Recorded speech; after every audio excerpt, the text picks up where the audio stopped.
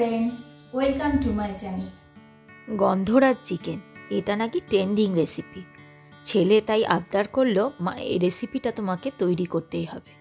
সেই কারণে আজকে বানাচ্ছি গন্ধরাজ চিকেন। এর আগে আমি গন্ধরাজ কাতলার রেসিপি তৈরি করেছি, সেটাও খেতে অসাধারণ লেগেছিল। দেখে নাও কিভাবে এটা তৈরি করা যায়। খুবই সহজ আর খুব সিম্পল রেসিপি। গন্ধরাজ চিকেন তৈরি করার জন্য অবশ্যই লাগবে গন্ধরাজ লেবু।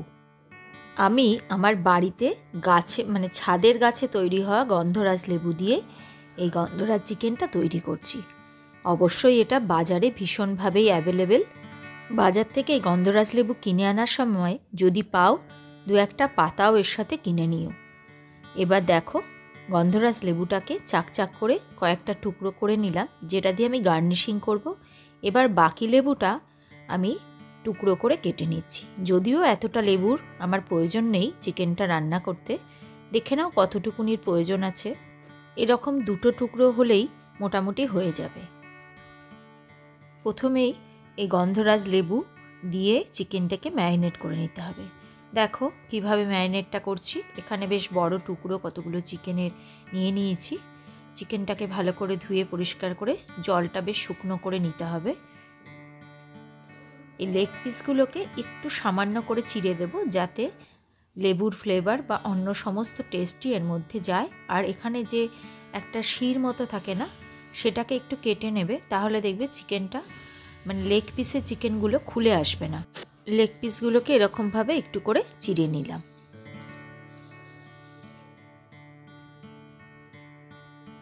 এবার প্রথমে এই গন্ধরাজ লেবুর রসটা চিপে চিকেনের মধ্যে নিয়ে নেব।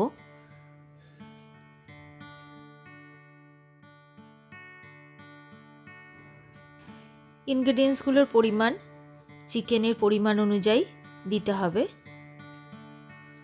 এখানে আমি এক বাটি থেকে একটু কম টক দই দিয়ে দিলাম। এখানে প্রায় আমি 700 মতো চিকেন নিয়েছি। এবার দিয়ে দেব আদা, কাঁচা লঙ্কা আর রসুনের পেস্ট।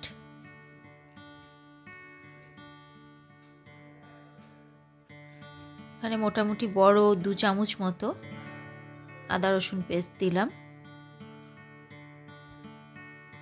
এবার দেব বেশ খানিকটা পরিমাণে লবণ। এবার খানিকটা পরিমাণ মতো চিনি দিয়ে দেব আর হলুদ। এবার এগুলোকে দিয়ে খুব ভালো করে চিকেনটাকে মাখিয়ে রাখবো, যাতে গন্ধরাজ লেবুর গন্ধটা হয়। সেইভাবে সব চিকেনগুলোতে সুন্দর করে সমস্ত উপকরণ মাখিয়ে রাখতে হবে। এবার চিকেনটা ভালো করে মাখিয়ে আমি ঘন্টাখানেক মতো রেখে দিলাম। এবার কড়াইয়ে রিফাইন্ড অয়েল গরম করে নিলাম। তেল গরম করে তাতে দিয়ে দিলাম 3টে তেজপাতা, 1 বাটি পেঁয়াজ বাটা দিলাম। আরও খানিকটা পেঁয়াজ মিক্সির কন্টেনারটার মধ্যে আছে, সেটাও একসাথেই দিয়ে দেব।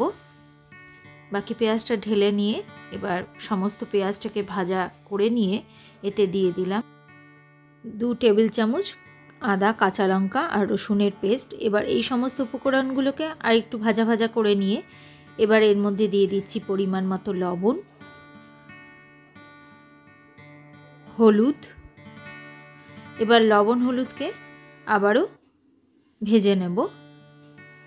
এগুলো ভাজা হয়ে আসলে যখন তেল ছেড়ে আসবে, দেখো তেল ছেড়ে এসছে, এবার এর মধ্যে আস্তে আস্তে চিকেনের পিসগুলোকে দিয়ে দেব।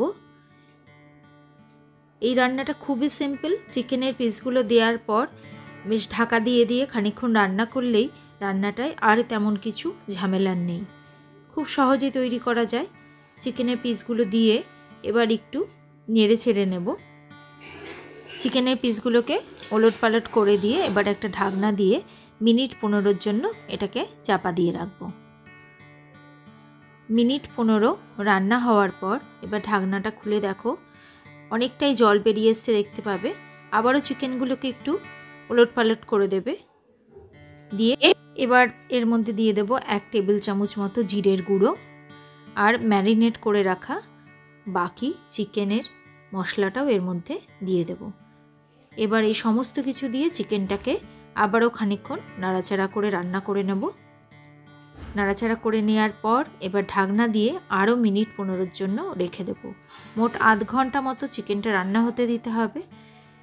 মোট আধ ঘন্টা হয়ে গেছে। এবার ঢাকনা খুলে দেখতেই পাচ্ছ চিকেনটা রান্না হয়ে গেছে। আর একটু সফট হওয়ার জন্য আরও 10 মিনিট মতো ঢাকা দিয়ে রাখবো। এটা তোমরা রান্না করার সময় দেখলেই বুঝতে পারবে।